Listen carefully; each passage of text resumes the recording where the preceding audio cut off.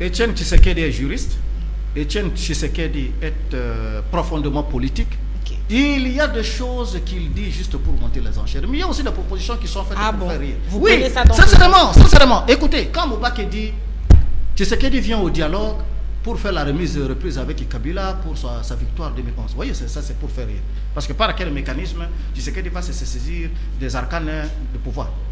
Alors, mais quand lui, le président lui-même, le président de l'UDP se dit, il vient mais sous la facilitation internationale, qu'est-ce qu'il y a de contradictoire avec Kabila? Parce que Kabila dit, mais si c'est cela le problème, ils l'ont déjà accepté, ils ont déjà reçu l'émissaire des Nations Unies ici, et Ban Ki-moon lui-même s'est prononcé. Ce n'est plus là les blocages. Ce n'est plus là. Moi, je vous ai dit au début... Est-ce que ce dialogue peut être convoqué sous le format exigé par... Mais je n'ai pas encore fini. Il est juriste. Il connaît qu'il n'y aura aucun dialogue au pays ici qui ne soit convoqué par le président de la République. Alors il n'y aura pas de dialogue. Vous allez monologuer. Il connaît. Même si c'est la communauté internationale qui vient, il faut que Kabila accepte, mandate celui-là. Il connaît.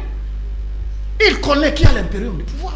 Il connaît. Qu'un étranger ne viendra pas ici diriger le dialogue, même quand nous avons été au dialogue intercongolais. Mais il faut que Kabila accepte.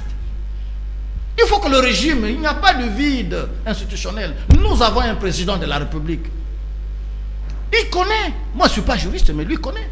Et il ne faudrait pas défendre comme ça, développer des thèses. Mais quelle est cette concession que vous allez faire finalement pour pouvoir avancer et permettre à Tshisekedi de participer à ce dialogue, puisque ce dialogue qui devient une structure où tous les problèmes de la République vont être résolus? Je vous dis, le problème est déjà résolu parce que la majorité ne refuse pas. Il faut une médiation internationale. Je vous ai dit que nous avons toujours été assistés par la communauté internationale. Nous parlons aujourd'hui de no job. Nous parlons de conditions dans lesquelles le Lumumba est mort en pleine mission des Nations Unies. Donc, la communauté internationale peut venir, soit elle peut résoudre nos problèmes, soit elle peut encore les compliquer. Ça m'étonne que les gens qui ont été présents, témoins de l'histoire à la Première République, à la Deuxième République, mais se comportent comme si nous étions des éternels infantiles. On revient à ce qui nous a compliqués. Et ceux qui refusent carrément de participer à ce dialogue. Il y a un mécanisme de pouvoir ramener tout le monde à la raison et puis participer. C'est la raison pour laquelle... de la dynamique de l'opposition, le G7 par exemple. Vous savez, même si la majorité est vaincue, je ne vois pas comment les vainqueurs pourront diriger ce pays sans parler avec les vaincus. C'est une stratégie, c'est une éthique même de l'existence des nations. Imaginez aujourd'hui que tel qui refuse aujourd'hui devenait par quel mécanisme, je ne sais pas, président de la République. Comment il va diriger ce pays sans se parler avec la majorité présidentielle? Peut-être qu'il pourra devenir minorité demain. Mais pourquoi perdre du temps au lieu de se parler aujourd'hui? Parce que même quand vous êtes victorieux, il y a toujours nécessité de parler avec les vaincus.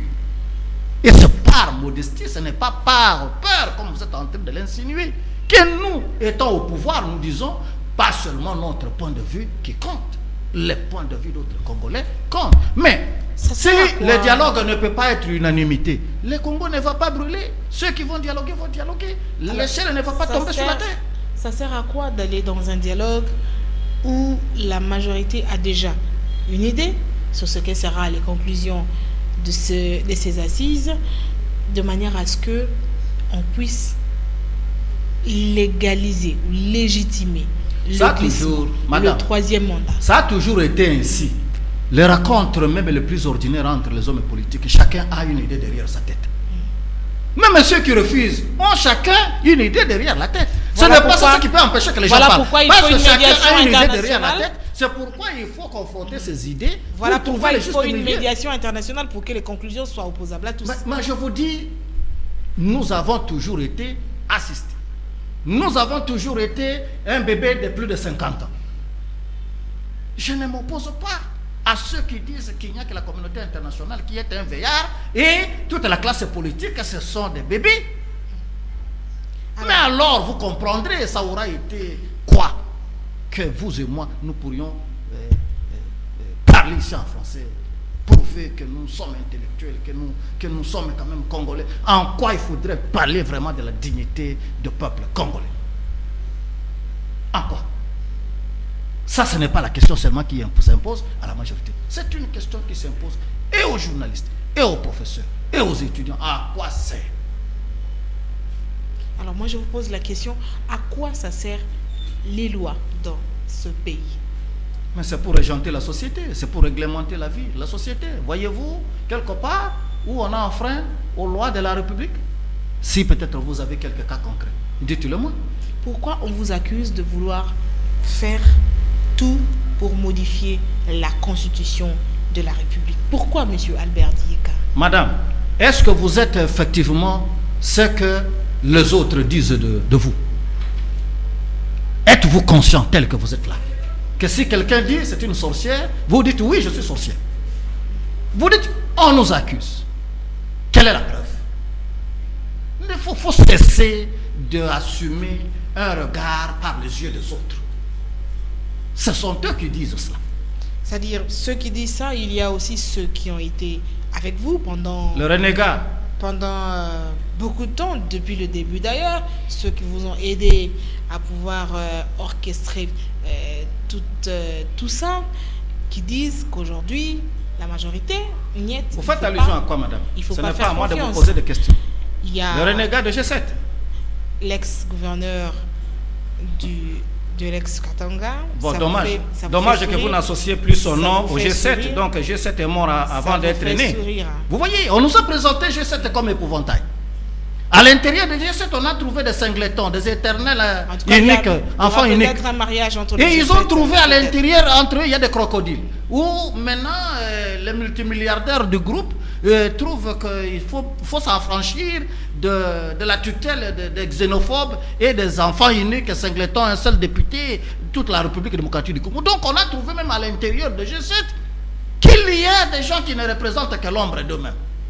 Aujourd'hui, vous me parlez de multimilliardaires katangais à l'intérieur d'une autre structure. Mais c'est ce que je vous dis, les Congos, ça constitue le lot quotidien. À chaque événement, un événement important, il y a la duplication des structures politiques. Il y en a les uns pour se remplir le type digestif. Il y en a aussi des ambitieux de mesurer.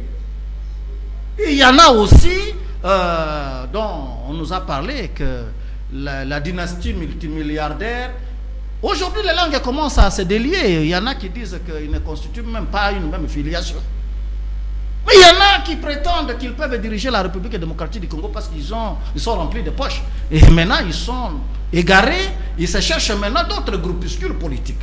Est-ce que, voyez-vous, la majorité vraiment focaliser son attention sur ce reniement? Qui a bu boira. Kabila vous a fait multimilliardaire, Kabila vous a fait, la majorité vous a fait, et vous croyez qu'il est temps de vous affranchir de la manière que vous avez choisie. Je vous dis aujourd'hui, même dans les médias, vous ne parlez plus de G7. Pourquoi? Maintenant, vous parlez de l'adhésion d'un de G7 dans une autre plateforme. Est-ce que ça ne vous dit pas que les choses ne sont pas vraiment claires, que les choses ne sont pas fixes, que les gens sont en train de s'égarer, que c'est tout simplement des gens qui sont manipulés par le maître extérieur blanc sous la main assassine congolaise? Nous avons joué ce rôle à la Première République, à la Deuxième République. La main assassine a toujours été congolaise, surtout quand il y a des nationalistes au pouvoir. Le maître expirateur a toujours été extérieur. Et c'est ainsi qu'il y a des politiques inféodées, tout simplement pour satisfaire les besoins de l'extérieur. Vous avez aussi appris que l'île de Gorée a cessé d'être l'île esclavagiste. Ça devient maintenant la source d'inspiration des Congolais. Oh là là, monsieur Dieka, on vous dit, l'opposition, les opposants qui sont allés à Gorée ne cessent de répéter que c'était un atelier sur... Avec Mukungubila, ça vous dit quelque chose? Sur le processus électoral. Avec Mukungubila, ça vous dit quelque chose? Vous avez vu Mukungubila sur les images? Où c'est préposé? Où c'est préposé? Est-ce que c'est pour cela vraiment ce de là, avec Mukungubila, dont on a encore les traces? Peut-être parce que vous êtes en Amérique, vous minimisez ce qui s'est passé à la RTNC. Allez-y, il y a encore des impacts. Nous ne minimisons pas, M. Dieka. Non. Il ne faut pas nous accuser, puisque nous sommes aussi allés faire un reportage parce que c'est quand même la chaîne une vérité de l'histoire. Au nom de la je vous révèle une vérité de l'histoire. Nous ne minimisons pas. Vous savez, du côté de Gorée, là, c'est une vérité de l'histoire. Vous savez, du côté de Gorée, là, tous leurs rois, tous leurs chefs coutumiers, ils se mettent au manteau, même pendant la saison sèche. Tout simplement pour se conformer à la volonté de la métropole. S'il fait chaud à France, ils se mettent au manteau.